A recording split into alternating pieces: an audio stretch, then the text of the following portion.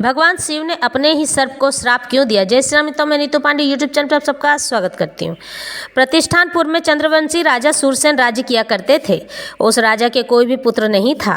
राजा ने भगवान शिव की आराधना करके एक पुत्र तो प्राप्त किया, लेकिन वह सर्प के समान ही दिखाई देता था। तब राजा सूरसेन व रानी ने उसे सभी से छिपा कर रखा।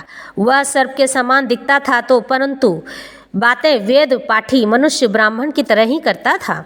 बड़ा हुआ तो अपने पिता से कहा, हे पिताजी, आप मेरा उपनयन संस्कार, विद्या अध्ययन और शस्त्र का ज्ञान तो प्रदान कराइए।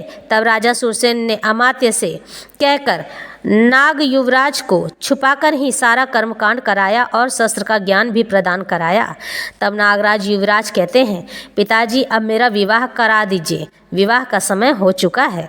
तब राजा सूरसेन व रानी को इस बात की चिंता हो गई कि अगर किसी को ये बात पता चल गई कि हमारा पुत्र युवराज एक नाग सर्प है तो हमारे पुत्र से विवाह कौन करेगा।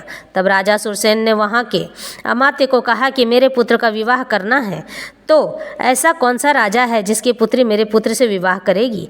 तब अमात्य लड़की ढूंढने निकलने लगे। तभी एक राज्य का राजा विजय के यहाँ पहुँचे।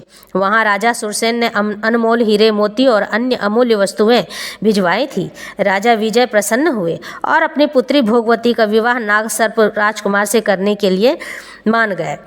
अब अमात्य ने आकर बता दिया राजा सूरसेन को सब बात। तब राजा सूरसेन रानी विवाह की तैयारी में लग गए।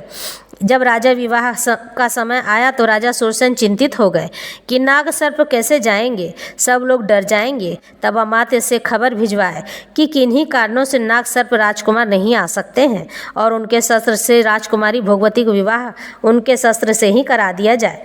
तब राजा विजय ने अपनी पुत्री भोगवती का विवाह नाग सर्प के शस्त्र से ही करा दिया। फिर राजकुमारी भोगवती अपने ससुराल आ गई और राजा सूरसेन व रानी उसका ख्याल अपनी पुत्री की तरह ही रखने लगे। तब नाग सर्प ने कहा, मेरी पत्नी से तो मुझे मिलवाओ।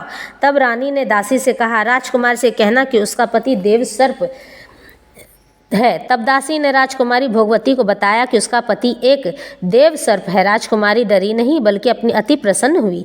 तब राजकुमारी अपने पति नाग सर्प के कमरे में गई। वहाँ दिव्य सुगंध आ रही थी। कमरा फूलों से सजा था।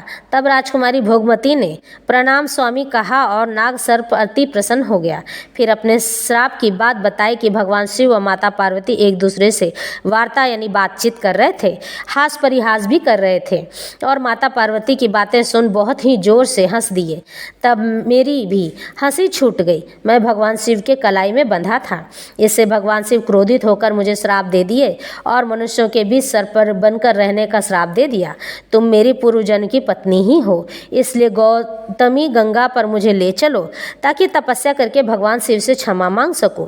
भोगवती नाग सर्प को गौतमी गंगा पर यानी गोदावरी नदी पर लेकर गई और वहाँ नाग सर्प ने तपस्या की और सुंदर राजकुमार में बदल गए।